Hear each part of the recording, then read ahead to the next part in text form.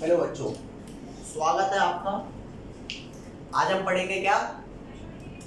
Relationship between molar conductivity and conductivity. Last class में मैंने आपको क्या बता दिया था कि कंडक्टिविटी ऑन डायलेशन डिक्रीज होती है। कंडक्टिविटी क्या होती है? डिक्रीज होती है, जबकि मोलर कंडक्टिविटी ऑन डायलेशन क्या होती है? बढ़ती है। हमने दोनों का फैक्टर देख लिए थे कि कंडक्टिविटी क्यों डिक्रीज होती है, क्योंकि number of ions per unit volume क्या होते हैं? डिक्रीज होते हैं। समझ रहे हो ना ऑन डायल्यूशन। और एक बात और थी कि जब number of ions per unit volume decrease हो रहे थे तो वहां पे आयनिक मोबिलिटी इंक्रीज हो रही थी, लेकिन आयनिक मोबिलिटी हमने कैसा फैक्टर देखा था? माइनर फैक्टर देखा था। तो आयनिक मोबिलिटी इंक्रीज होने के बावजूद भी क्या हो रहा था? कंडक्टिविटी डिक्रीज हो रही थी। क्यों? क्योंकि वहां पे number of ions per unit volume decrease हो रहे थे। ठीक है। और मोलर कंडक्टेंस ऑन डायल्यूशन क्या हो रही थी? इंक्रीज हो रही थी, दोनों के लिए, वीक इलेक्ट्रोलाइट के लिए भी और स्ट्रॉन्ग इलेक्ट्रोलाइट के लिए भी। अब यहाँ पर ध्यान देना, अगला टॉपिक आपका क्या है? Relation between molar conductivity and conductivity. कि अगर मेरे को मोलर कंडक्टिविटी पता है तो मैं कंडक्टिविटी को कैसे उससे रिलेट करूं। तो यहां पर ध्यान दो, रिलेशन बिटवीन मोलर कंडक्टिविटी। अच्छा, आपको ये बात तो मैं बता ही चुका हूं कि मोलर कंडक्टिविटी और मोलर कंडक्टेंस क्या होती है? सेम टर्म होती है। ये मोलर कंडक्टिविटी हो गया and conductivity that is kappa. Is that clear? तो इनके बीच में सबसे पहले रिलेशन देखो। जो मोलर कंडक्टेंस होता है ना, मोलर कंडक्टेंस ये बराबर होता है kappa by C, where lambda molar conductance हो गया, कापा हमारा कंडक्टिविटी हो गया, और सी क्या हो गया? यहाँ ध्यान देना, where C is equal to concentration. Concentration किस में? मोलैरिटी में। और बच्चों आपको पता है ना कि मोलैरिटी किस में होती है? मोलैरिटी होती है मोल पर लीटर में। अब पता है ये फॉर्मूला ना दो तरीके से यूज कर सकते हैं। दो तरीके से यूज कर सकते हैं। कौन कौन सा? एक लेफ्ट वाला और एक राइट वाला। एक में क्या होता है? मोलर कंडक्टेंस बराबर होता है कापा इनटू 1000 अपॉन में सी। एक में ऊपर 1000 आता है और एक में क्या आता है? कापा अपॉन में सी इनटू 1000। अब क्वेश्चन ये है, ये क्या मतलब है? एक में तो ऊपर 1000 डाल रहा है अपनी मर्जी से, एक में नीचे डाल रहा है। तो ये मैं समझाता हूँ कि कौन सा फॉर्मूला कब यूज करना है और क्यों ऐसा हो रहा है कि मैं ये ऐसे यूज कर रहा हूँ। यहाँ ध्यान देना, कापा की जो यूनिट होती है ना, किसकी यूनिट? कापा की यूनिट ये होती है साइमन पर सेंटीमीटर भी होती है, और कापा की यूनिट क्या होती है? साइमन पर मीटर। ठीक है।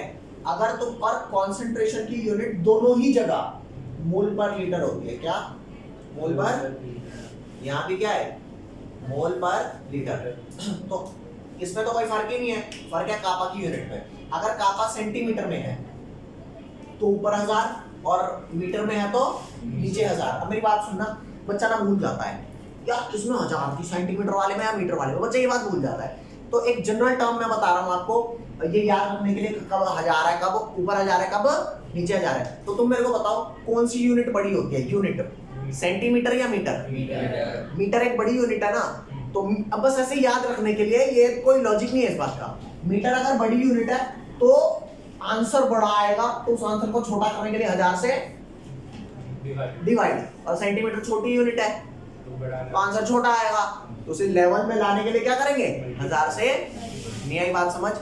बड़ी यूनिट को थोड़ा कम ने कहा, ओ भाइयों थोड़ा कम हो ले। कम कैसे होगा? 1000 से डिवाइड करके। और छोटी यूनिट थी ना यार, तू इतना हल्का मत फील कर, तू इतना छोटा नहीं है, ले तू 1000 मल्टीप्लाई करके क्या कर देता हूँ? थोड़ा सा बड़ा। Is that clear? अब इसका एक्चुअल मैथमेटिकल एस्पेक्ट दिखाता हूँ कि यूनिट से क्या फर्क पड़ता है, जिसकी वजह से मेरे को 1000 टर्म ऐड करनी पड़ती है। अब तुमसे एक क्वेश्चन पूछता हूँ, कितने बच्चे जानते हैं, कितने बच्चे ये बात जानते हैं कि 1 लीटर के अंदर 1000 ml होते हैं? आप सारे जानते हो।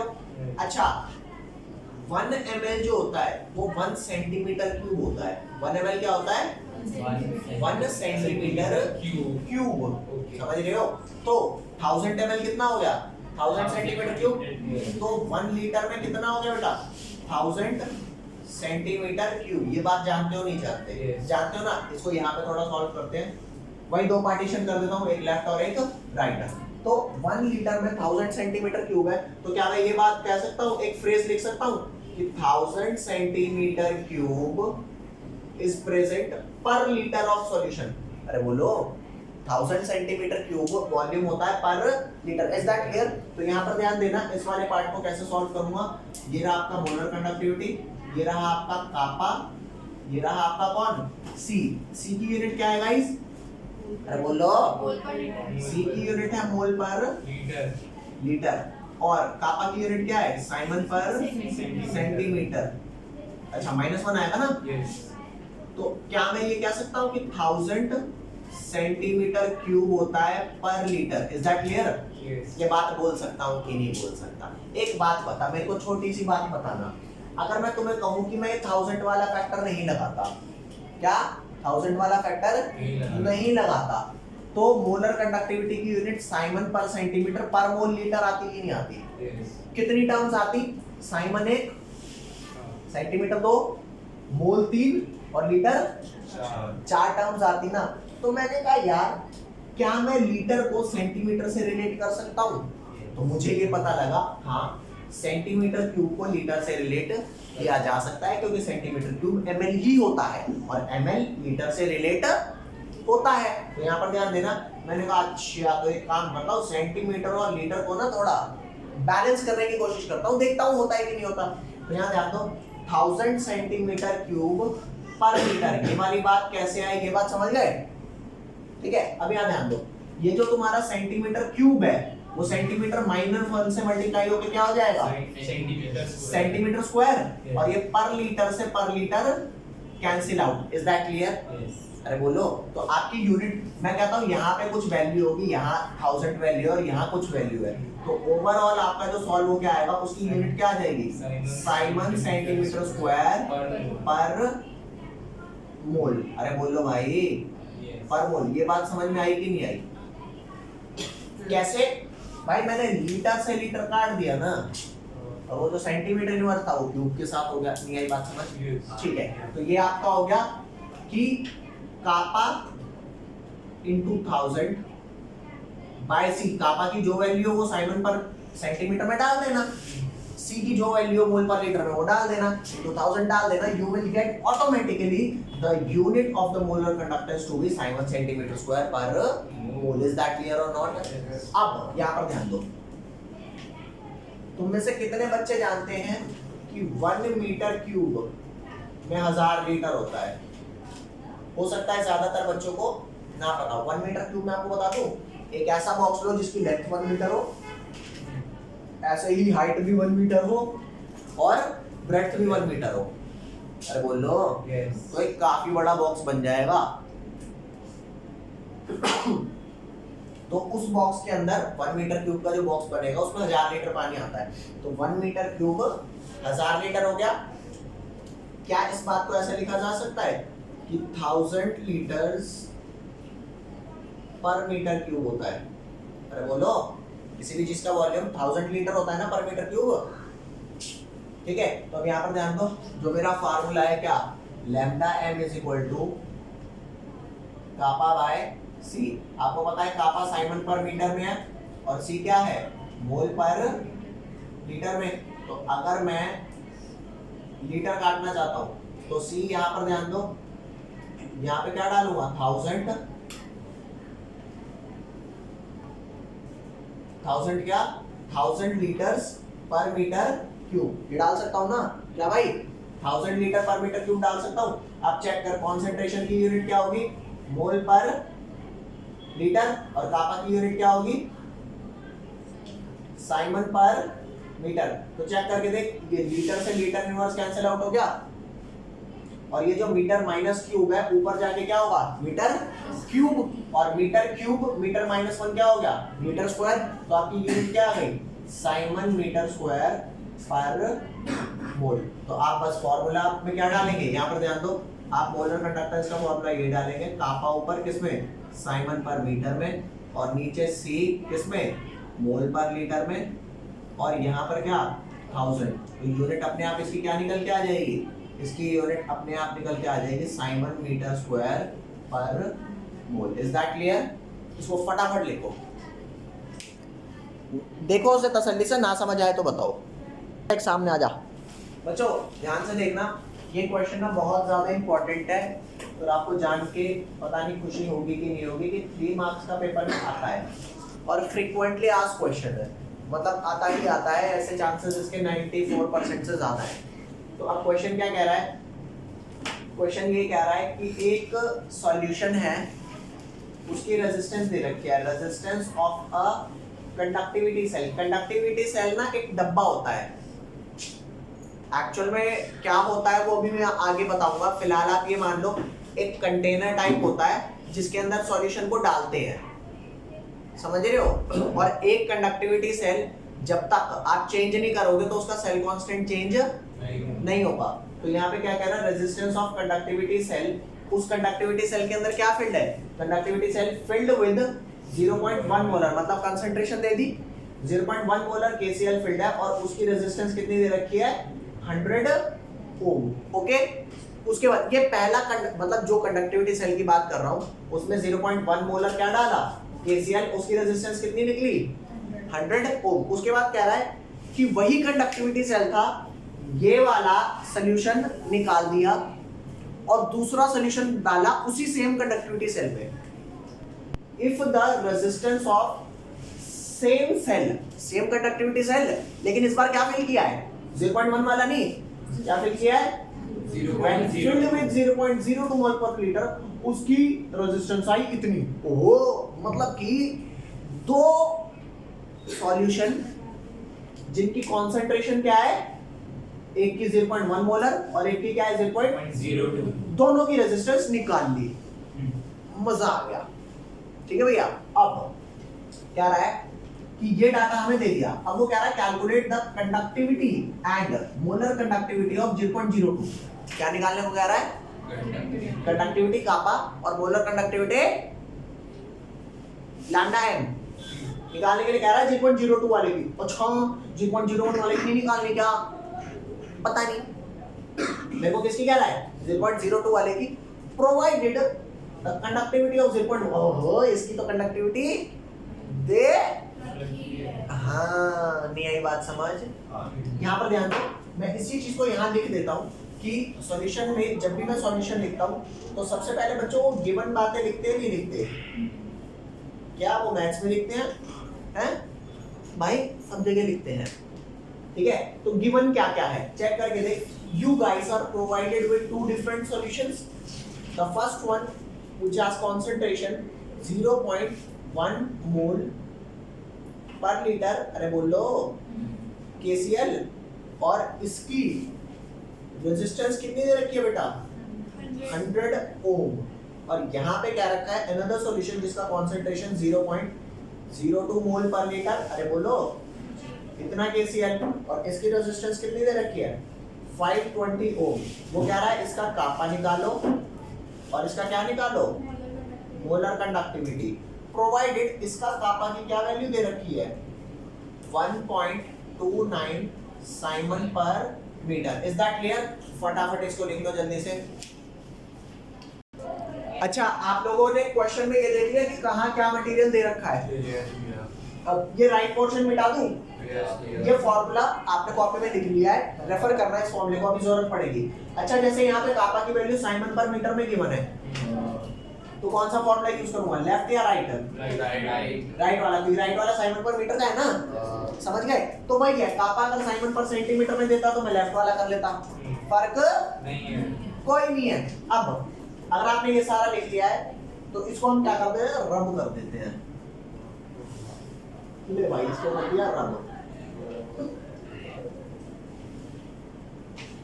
अब इस बात को समझो, मैंने आपको एक ये बात बताई थी कि जो कापा की वैल्यू होती है, जो कापा होता है वो G स्टार होता है, ये बात बताई थी है।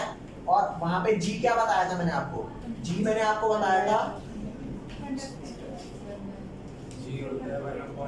1/R, और जी स्टार मैंने आपको बताया था L/A। ठीक है भैया। अब तुम्हारे को एक चीज बताता हूँ, जब कंडक्टिविटी सेल सेम रहे, जब कंडक्टिविटी सेल सेम रहे तो जी स्टार की वैल्यू कांस्टेंट रहती है।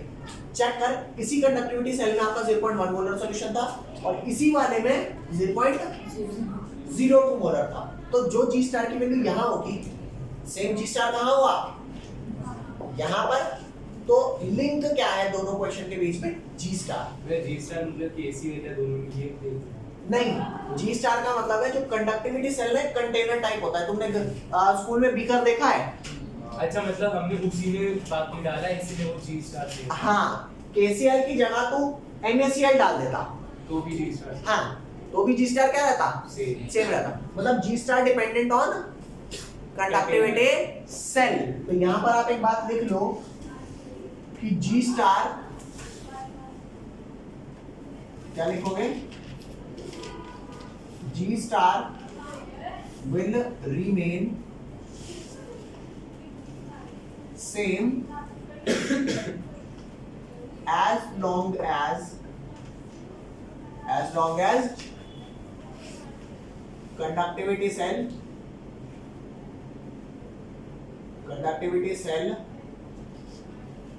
is same। अरे बोलो, कंडक्टिविटी सेल क्या है, सेम। अब मेरी बात को समझना, वो दिखाई नहीं दे रहा, देख लो बच्चों, G star will remain same as long as conductivity cell is same. ठीक है जी। अब इस बात को समझो आप लोग, यहाँ पे मैं क्या करता हूँ, पहले वहां पे कापा दे रखा है ना, कापा को रिलेट करता हूँ जी इंटू जी स्टार से। तो पहले लेफ्ट साइड ध्यान दो, kappa is equal to G into G star, और जी किसके बराबर होता है, 1/r। तो जी क्या हो गया, 1/r, और जी स्टार ये रहा। तो अब क्या करेंगे, कापा की वैल्यू कितनी गिवन है हमारे को, 1.29 साइमन पर मीटर दे रखी है, तो कापा की वैल्यू डाल देंगे 1.29 साइमन पर मीटर, और ये क्या हो गया 1/100। अरे बोलो भाई, 1/100, और जी की यूनिट क्या होती है, साइमन, और यहाँ जी स्टार क्या हो गया, तो ये आपका आ गया 100, उधर ले जाकर मल्टीप्लाई कर दूंगा तो साइमन से साइमन कैंसिल हो जाएगा, क्या हो जाएगा 129 मीटर इनवर्स। ये वैल्यू आ जाएगी आपकी जी स्टार की। इसकी वैल्यू आ गई बच्चों, अरे बोल भाई, अरे 1/100, 1/r क्या होता है, 1/100 ओम, ओम इनवर्स क्या हो जाएगा, साइमन, साइमन से साइमन कैंसिल आउट हो गया। यही बात समझ। तो ये आपका क्या हो गया, ये आपका हो गया जी स्टार। अब जो जी स्टार आपका यहाँ था वही जी स्टार आप यहाँ यूज करोगे, जी स्टार की वैल्यू यहाँ पे क्या फाइंड आउट हो गई, 129 मीटर इनवर्स। अब कापा किसके बराबर होता है, कापा होता है जी इंटू जी स्टार। तो जी की वैल्यू क्या हो गई, 1/520, 1/r इंटू 129, और कापा की वही यूनिट आ गई साइमन पर मीटर। इसको सॉल्व कर लेंगे, इसको सॉल्व करके क्या वैल्यू आ रही बताओगे एक बारी, 0.25। यहाँ पे तो मीटर 0.248 आ रही है, 0.248। ये वैल्यू कितनी आ गई, 0.248 मीटर साइमन पर मीटर। ठीक है भैया, साइमन, अरे लिख लियो भैया, अभी तो फिलहाल देख ले। अब कापा की वैल्यू आ गई, अब कापा की वैल्यू साइमन पर मीटर में आई है, तो ऊपर 1000 वाला, नीचे 1000 वाला, नीचे 1000 वाला। तो मोलर कंडक्टेंस की क्या वैल्यू हो गई, कापा बाय सी इंटू 1000। वही कापा आप डालोगे जो साइमन पर मीटर में है, जो आप निकाल चुके हो। सी की वैल्यू वही डालोगे मोल पर मीटर में, और 1000 लीटर पर मीटर क्यूब तो हो ही गया। तो आपका क्या सॉल्व हो गया, आ जाएगा ये, कापा की वैल्यू आ गई आपकी 0.248, सी हो गया 0.02, और यहाँ नीचे क्या आ गया 1000। ये यूनिट आ जाएगी साइमन मीटर स्क्वायर पर मोल। ये वैल्यू सॉल्व कर लेना, जो ये वैल्यू आएगी, ये वैल्यू आपकी किसकी हो जाएगी, molar conductivity. Is that clear? ये सारा करने के आपको 3 मार्क्स मिलते हैं पेपर में। हाँ, अगर इसका कोई एक पार्ट पूछ दिया, कोई एक पूछ दिया, कोई दो पूछ दिया, तो वो 1 या 2 नंबर का आ जाएगा। ठीक है, लिखो इसे। तो भैया फाइनली इसका आंसर क्या आ रहा है सारा सॉल्व करके, ये आ रहा है 0.0124 siemens centimetre square per metre square mole. Siemens metre square, हाँ हाँ हाँ भाई हाँ, ठीक है भैया, ये लिख लो, डन हो गया। ये नेक्स्ट कॉन्सेप्ट पे चलते हैं।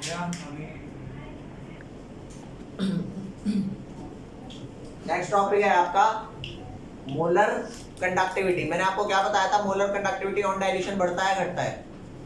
ऑन डाइल्यूशन मोलर कंडक्टिविटी क्या होती है? बढ़ती है ना। यहाँ ध्यान देना,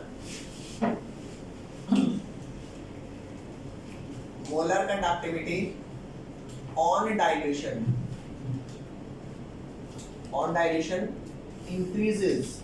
क्या होती है ऑन डाइल्यूशन? इंक्रीजेस। अब मैं एक चीज ऐसे मान लेता हूं, जैसे कि इनफाइनाइट का ना कोई मतलब नहीं होता, इनफाइनाइट कभी रीच नहीं होता। लेकिन अगर मान लो कोई इंसान महीने के 10,000 करोड़ रुपए कमाता है, तो ये 10,000 करोड़ रुपए महीने के, ओहो, काफी हो गए यार, काफी हो गए, ठीक है। तो ये इनफाइनाइट पैसा नहीं है, लेकिन मैं वही बोलूंगा भाई उस पे अंधा पैसा है, इनफाइनाइट ये नहीं है, लेकिन आज के हिसाब से महीने का 10,000 करोड़ भाई साहब, मतलब ये खत्म होने वाला पैसा नहीं है। तुम कितना ही खर्च लो, फेंकोगे ना महीने में तो भी नहीं खर्च होगा। तो यहाँ पर ध्यान देना, molar conductivity on dilution increase होती है, ये हम जानते हैं। लेकिन अगर मैं बहुत सारा पानी डाल दूं ना, तो मोलर कंडक्टिविटी की एक टाइम पे बढ़ करके मैक्सिमम वैल्यू रीच हो जाएगी, उसके बाद वो वैल्यू बढ़ेगी नहीं, क्योंकि आप बहुत उसे डाइल्यूट कर चुके हो। ये बात समझ रहे हो नहीं समझ रहे? तो इसी बात को बोलते हैं कि molar conductivity on dilution to the infinite extent. Infinite extent का क्या मतलब हो गया? आपने मैक्सिमम जितना डाइल्यूट कर सकते हो तो पानी डाल के कर दिया, अब उसकी जो लैम्डा जो मोलर कंडक्टिविटी की वैल्यू मैक्सिमम रीच कर चुकी है, अब वो बढ़ेगी? अरे बोलो, यहाँ पर ध्यान देना, molar conductivity on dilution increases and reaches its maximum value, ठीक है, on infinite क्या guys? Infinite dilution. Max to max से जितना डाइल्यूट हो सकता है उतना कर दो, उसके बाद उसकी लिमिट लग जाएगी कि यार अब अबे भाई कोई गाड़ी आप चला रहे हो तो उसकी एक लिमिट होती होगी। मैं कहता हूँ 50 करोड़ की गाड़ी लिया, उसकी भी तो एक लिमिट होगी। मैं कहता हूँ बहुत तेज चलती है, लेकिन लिमिट होगी कि नहीं होगी?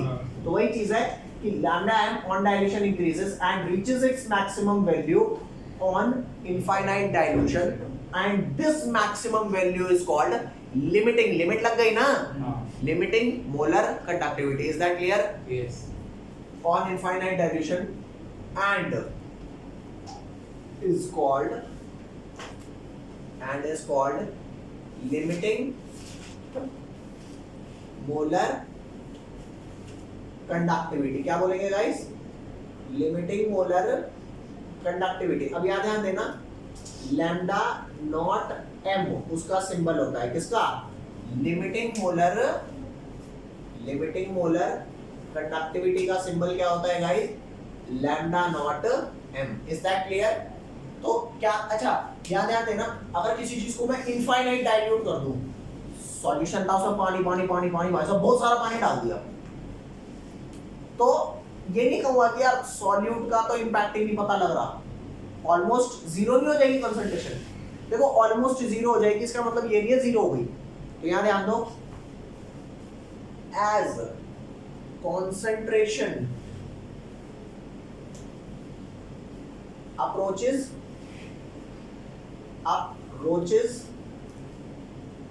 approach की स्पेलिंग गलत है ना, approaches जीरो, कॉन्सेंट्रेशन क्या अप्रोच करी जैसे ही जीरो, तो मोलर कंडक्टिविटी लैम्डा एम किसको अप्रोच कर गया? लैम्डा नॉट एम को। अरे बोलो भाई, इस चीज को मैथमेटिकली सिंपल ऐसे दिखा सकते हैं, एज कॉन्सेंट्रेशन अप्रोचेस जीरो। अरे जीरो अप्रोच करने का मतलब जीरो नहीं हो जाना होता है कि इनफाइनाइटली जितना डाइल्यूट कर सकते थे कर लो, तो उस टाइम पे लैम्डा एम की जो भी वैल्यू आएगी उसे क्या बोल देंगे? Lambda naught M. अरे बोल भाई, समझ में आ गई बात? और इसको बोलते हैं लिमिटिंग मोलर कंडक्टिविटी, ये मैक्सिमम वैल्यू है, इसे लिख लो। फिर आगे चलते हैं कोलरॉश लॉ पे। चलो बच्चों, अब यहां से आपका एक नया लॉ आता है जिसे हम लॉ बोलते हैं क्या, कोहलर-राउश। आप कोहलरॉश लॉ बोल दो, कुछ मर्जी बोल दो भाई, तुम्हारी श्रद्धा। कोहलर-राउश लॉ, ठीक है, of Kohlrausch law of independent migration of independent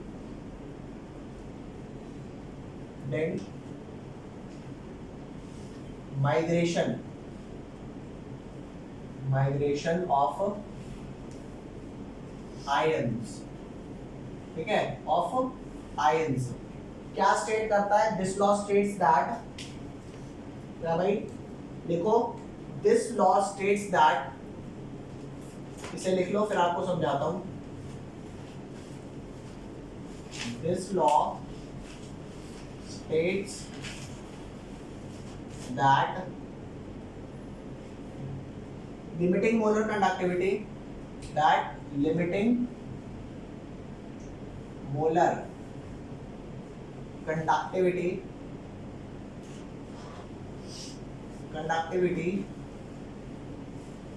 of an electrolyte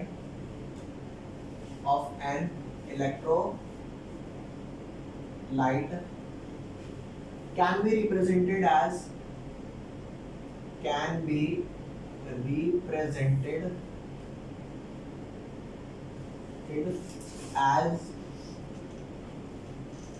the sum of the individual, as the sum of the individual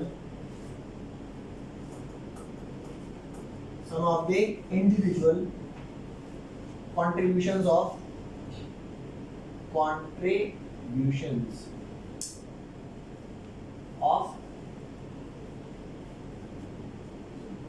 the anions and cations of the electrolyte। अभी आप इस बात को समझो कि क्या होता है। ये जो आपने लिखा है ना, इस बात को मैं आपको समझाता हूँ, अभी कुछ समझ नहीं आया होगा, यहाँ ध्यान दो। इलेक्ट्रोलाइट मान लो आपके पास CaCl2 है, लेट इलेक्ट्रोलाइट इज CaCl2, ठीक है भैया। तो यहाँ ध्यान देना, जो लैम्डा नॉट मोलर कंडक्टिविटी होगी लिमिटिंग वाली किसकी, CaCl2 की। चेक करके देखो CaCl2 में कितने आयन्स हैं, एक है कैल्शियम +2 आयन और दो क्या है, ठीक है। तो कैल्शियम +2 आयन की जो लिमिटिंग मोलर कंडक्टिविटी की वैल्यू है ना, 200 250 300 जो भी होगी, वो प्लस कर दो किसमें, limiting molar conductivity value of किसमें, Cl में। Cl की कितनी लेंगे, 2 Cl की लेंगे, और कैल्शियम की कितनी लेंगे, एक की। समझ गए? तो इस पूरे इलेक्ट्रोलाइट की जो मोलर कंडक्टिविटी की वैल्यू होगी वो किसके सम के बराबर है, individual molar conductivity of cation and that of, अरे बोलो, तो इसका जो लिमिटिंग मोलर कंडक्टिविटी है वो किसके सम के बराबर आई, सम ऑफ कैटायन और सम ऑफ, हाँ। तो इसको मैं कैसे लिख सकता हूँ, यहाँ ध्यान दो, लिमिटिंग मोलर कंडक्टिविटी ऑफ क्या, Ca+2 आयन प्लस 2 मल्टीप्लाई में लिमिटिंग मोलर कंडक्टिविटी ऑफ कौन, Cl। अरे बोल दे भाई, नहीं आई बात समझ। इनकी इंडिविजुअल कैटायन और एनायन की जो वैल्यू थी वो सम करके क्या आएगा, ये, this is called the Kohlrausch law. समझ गए? अब नेक्स्ट, इसका क्या बोलते हैं, एप्लीकेशन क्या है, एप्लीकेशन ऑफ कोहलर-राउश लॉ। इसकी एप्लीकेशन क्या है, इसे लिख लो फटाफट।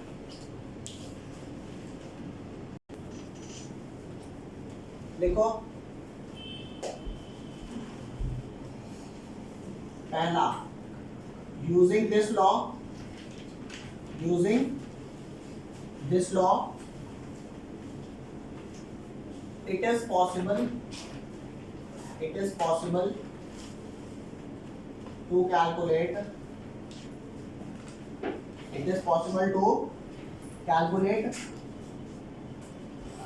limiting molar conductivity of any electrolyte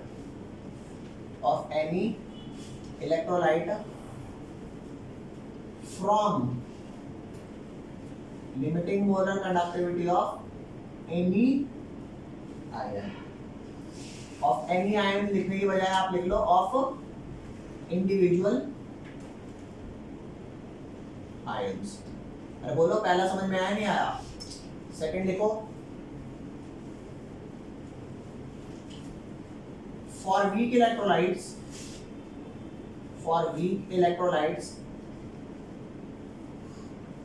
it is possible to calculate degree of dissociation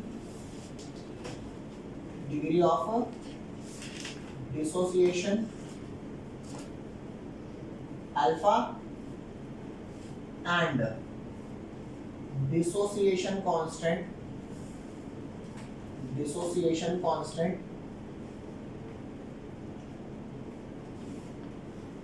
Ka। ये सेकंड वाला आपको समझाता हूं, लिख लो पहले से। जैसे बच्चों मान करके चलना कि कोई एक इलेक्ट्रोलाइट है, आई से लेटिव CH3COOH है। क्या है? CH3COOH है, ठीक है। ये CH3COOH एक वीक इलेक्ट्रोलाइट है, तो इनफाइनाइट डाइल्यूशन करने पर अपनी मैक्सिमम वैल्यू रीच करेगा। अगर इनफाइनाइट डाइल्यूशन नहीं है तो maximum limiting molar conductivity reach नहीं करेगा, कुछ कम रहेगा। क्यों कम रहेगा? क्योंकि सारे आयंस तभी डिसोसिएट होते हैं जब इनफाइनाइट डाइल्यूशन होता है। तो जब कम आयंस डिसोसिएटेड थे तो मैक्सिमम वैल्यू रीच नहीं करेगा ना। तो मान करके चलते हैं कि लैम्डा नॉट m, क्या lambda not m for CH3COOH कितना है? एक एग्जांपल ले लेता हूं, मुझे नहीं पता कितना है, मैंने लेट कर लिया 400 साइमन सेंटीमीटर स्क्वायर पर मोल। अरे बोलो यार, मेरी लेट करी हुई वैल्यू है, ये सच्ची वैल्यू नहीं है। और किसी कॉन्सेंट्रेशन पे कि molar conductivity at any concentration of the CH3COOH कितनी आ रही थी? मात्र 200 आ रही थी। तो ये 200 आने का मतलब पता है क्या है? कि जितनी मैक्सिमम जा सकती है उसकी जस्ट आधी है। मतलब आधे ही आयंस क्या हैं? डिसोसिएटेड। नहीं आई बात समझ? तो डिग्री ऑफ डिसोसिएशन क्या हो गया? हाफ। अरे बोलो भाई 50% डिसोसिएटेड, नहीं आई बात समझ? वही तुम और पानी डालोगे 200 से बढ़ जाएगी, 250, 300, 350, 450, 400, ओ कंप्लीटली आयन डिसोसिएट होगा। समझिए बात, ध्यान देना। तो मोलर कंडक्टिविटी में डिग्री ऑफ डिसोसिएशन कैसे निकालते हैं? डिग्री ऑफ डिसोसिएशन गाइस किसके बराबर होता है? ये होता है अल्फा। तो अल्फा आप कैसे निकालोगे? Molar conductance at any concentration upon में molar conductance at infinite dilution. Okay, तो ये वैल्यू आपकी निकली 200 अपॉन में 400। This comes out to be 0.5। और इसकी कोई यूनिट नहीं होती क्योंकि ऊपर यूनिट और नीचे यूनिट कैंसिल आउट हो जाती है। तो यहाँ ध्यान देना, एप्लीकेशन में दो एप्लीकेशन थी। पहले क्या कि आप यूजिंग दिस लॉ किसी भी इलेक्ट्रोलाइट का क्या निकाल सकते हो? Lambda naught m by using its individual ion का लैम्डा नॉट m। अरे बोलते भाई ये बात तो हमारे को समझ में आ गई ना। बोल रहा की क्या नहीं समझ आया कि फॉर वीक इलेक्ट्रोलाइट हम क्या निकाल सकते हैं गाइस? हाँ, it is possible to calculate the degree of dissociation. ठीक है। और डिसोसिएशन कांस्टेंट क्या होता है? देख अल्फा तो समझा दिया ना आपको। अरे बोलो अल्फा समझा दिया। अब नेक्स्ट आपको समझाता हूं Ka। Ka क्या होता है गाइस? डिसोसिएशन कांस्टेंट होता है। डिसोसिएशन कांस्टेंट क्या होता है? Ka। और Ka कैसे निकलता है? फॉर द टाइम बिंग आप ये Ka की वैल्यू याद रखोगे। कैसे आया ये बाद में बताऊंगा। ये होता है C अल्फा स्क्वायर अपॉन में 1 minus alpha, where C concentration होती है मोल पर लीटर और अल्फा क्या होता है? Degree of dissociation. यहां से क्वेश्चन नंबर 2 से 3 मार्क का पूछा जाता है, ये लिख लो, अभी क्वेश्चन करा रहा हूं आपको। किताब में एक एग्जाम्पल दे रखा है, उस एग्जाम्पल को करते हैं। एग्जाम्पल 8, ये एग्जाम्पल क्या दे रखा है? अच्छा एक चीज पहले समझा दूं, ये CH3COOH लिखा है, क्या CH3COOH, इसको बोलते हैं एसिटिक एसिड। क्या बोलते हैं? दोनों नाम है इसका, एसिटिक एसिड भी नाम है और इथेनोइक एसिड भी नाम है, दोनों इसी के नाम है, इथेनोइक एसिड और एसिटिक एसिड। अब मेरी बात को सुनना तसल्ली से, ये जो आपका CH3COO ग्रुप है ना, कौन सा ग्रुप? CH3COO, इसकी नोटेशन AC है। क्या है? मतलब हम एसिटिक एसिड को और कैसे लिख सकते हैं? ACH। कई बार CH3COO को AC लिख देते हैं, कई बार CH3CO को AC लिख देते हैं, दोनों ही चलता है। अगर CH3CO को AC लिखा है तो ACOH हो जाएगा, और अगर CH3COO को लिखा है तो ACH। अरे समझ रहे हो यार? कई बार इस वाले ग्रुप को AC लिख देते हैं, क्या लिख देते हैं? AC। तो CH3COH ACH हो गया ना। और कई बार किसको लिख देते हैं? CH3CO को AC लिख देते हैं, तो क्या हो गया? ACOH। अरे बोलो भाई, दोनों ही वैलिड है, ठीक है। अब क्वेश्चन क्या कह रहा है? क्वेश्चन ये कह रहा है, यही वाला क्वेश्चन है कि आपको लैम्डा नॉट एम किस किस का दे रखा है? लैम्डा नॉट एम दे रखा है NaCl का, कितना? 126.4। और किसका दे रखा है लैम्डा नॉट एम? HCl का कितना? 425.9। और किसका दे रखा है? NaAC, lambda naught M of NaAC। इस क्वेश्चन में जो AC यूज किया है, किसके लिए यूज किया है? CH3COO, इसके लिए यूज किया है यहाँ पर। तो ये कितना दे रखा है? 91। और सबकी यूनिट क्या है? साइमन सेंटीमीटर स्क्वायर पर मोल। वो कह रहा है calculate lambda naught M for क्या? ACH। तो ACH निकालना है, मतलब CH3COH निकालना है। बोलो गाइस, बोलो जी। अब इस वाले को कैसे सॉल्व करें? चेक कर, तेरे को AC का चाहिए ना? अरे बोलते हैं, तो lambda naught M for AC कैसे निकलेगा? ये निकलेगा लैम्डा नॉट एम फॉर, किसका ले लूं? NaAC का। अरे बोल भाई, अरे यार इसका ले लूं ना। इसमें मेरे को AC तो चाहिए, लेकिन Na नहीं चाहिए। AC के साथ कौन चाहिए मेरे को? H चाहिए ना, लैम्डा नॉट फॉर ACH चाहिए। अरे बोलो भाई, तो AC चाहिए, Na नहीं चाहिए, लेकिन AC के साथ H चाहिए, तो अगला किसका प्लस करूंगा? Lambda naught M for the HCl। अब ऐसी कुछ यहाँ पे Na फालतू आ गया, यहाँ पे HCl, तो भैया इनका माइनस करना पड़ेगा। तो माइनस कर देंगे क्या? Lambda naught M of NaC। अरे समझ रहे हो? तब जाके ये जो आपका लैम्डा नॉट निकलेगा, ये किसका निकलेगा? CH3COOH। Is that clear? अरे बोल दे, तो अब प्लस कर दे, माइनस कर दे, यू गेट द वैल्यू। कितने नंबर का क्वेश्चन आएगा ये? 2। ये आया क्वेश्चन तो 1 या फिर 2 मार्क्स का, कुछ किसी का भी आ सकता है। लिख लो इसे फटाफट। अगला टॉपिक है भाई, ध्यान देना। डी बाय, साइंटिस्ट का नाम है अंकल, ये भी साइंटिस्ट का नाम है ऑन सैगर, ये भी साइंटिस्ट का नाम है। 3 साइंटिस्ट हैं। डिबाय हकल ऑन सैगर इक्वेशन, ठीक है गाइस, शॉर्ट फॉर्म में DHO इक्वेशन। अब मेरी बात सुनना, किताब में इस नाम से टॉपिक नहीं दे रखा, लेकिन है ये वही। अब आप बताओ कौन सी वैल्यू ज्यादा होती है, लैम्डा एम या lambda naught M? Limiting molar conductivity ज्यादा होती है ना, तो यहाँ ध्यान देना, आपका लिमिटिंग मोलर कंडक्टिविटी कॉन्सेंट्रेशन के साथ जो आपका मोलर कंडक्टेंस होता है वो कॉन्सेंट्रेशन के साथ क्या होता है, वेरी करता है। कॉन्सेंट्रेशन घटाओगे मतलब डाइल्यूट कर रहे हो, और डाइल्यूट करने पर मोलर कंडक्टिविटी की वैल्यू बढ़ती है। तो यहाँ ध्यान दो, जो लैम्डा नॉट एम होती है ना guys, lambda naught M maximum value होती है, ठीक है। और इसमें से अगर मैं कुछ माइनस कर दूंगा, लैम्डा नॉट एम में से अगर कुछ क्या माइनस करूंगा, ए रूट सी, क्या माइनस करूंगा, ए रूट सी, तो क्या वैल्यू आ जाएगी मेरी, मोलर कंडक्टिविटी। क्या इस बात को समझना, मैंने क्या किया है गाइस, मैंने लिमिटिंग मोलर कंडक्टिविटी में से कुछ माइनस करते हो तो वैल्यू कम होगी, तब आएगी क्या, मोलर कंडक्टिविटी। अब चेक करके देख, इफ कॉन्सेंट्रेशन इज 0 मतलब डाइल्यूट मैक्सिमम है, अरे बोलो, if concentration is 0 that is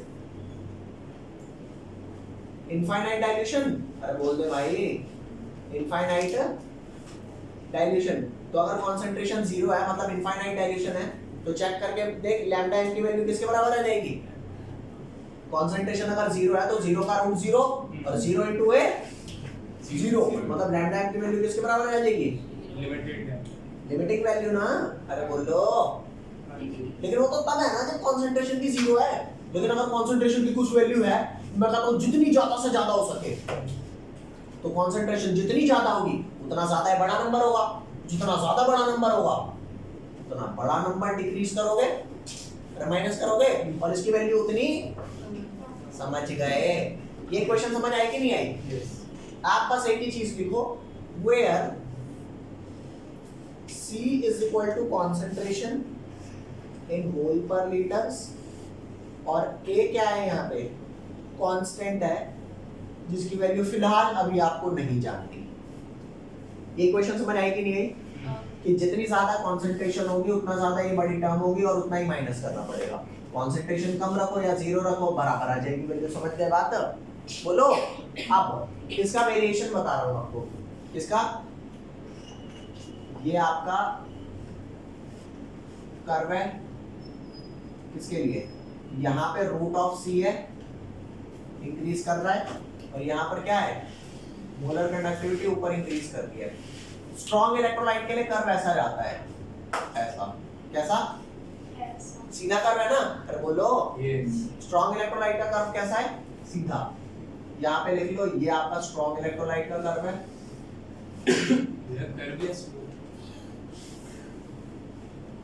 अबे लाइन ड्राइंग जो मर्जी बोलो से, तो ये स्ट्रॉन्ग इलेक्ट्रोलाइट के लिए, स्ट्रॉन्ग इलेक्ट्रोलाइट का जो ग्राफ आया है वो कंसंट्रेशन के साथ और मोलर कंडक्टिविटी के साथ लीनियर है ना, अरे बोलो, लीनियर है। और जैसे जैसे कंसंट्रेशन कम हो रही है मतलब डाइल्यूट हो रहा है, जैसे जैसे कंसंट्रेशन कम हो रही है मतलब, तो लैम्डा की वैल्यू बढ़ रही है ना, और कंसंट्रेशन 0 हो जाएगी तो 0 प्रैक्टिकली करना पॉसिबल नहीं है, समझ रहे हो।